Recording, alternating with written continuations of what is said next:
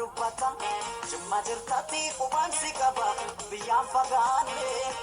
Yaada keessanii kophaa gonkumaa malee maraanne Jimma jirtatti qubaan si qaba biyyaan fagaanne Yaada keessanii Namti taate kakka suusii buna wayya suusii buna addafanii danfisu maasofi hafanii rabbisu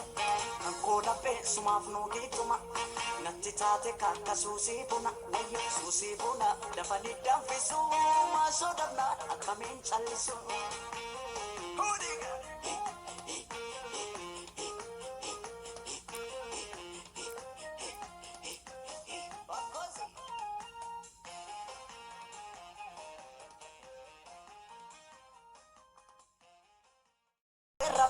Halkaniif guyyaa nama deemsisa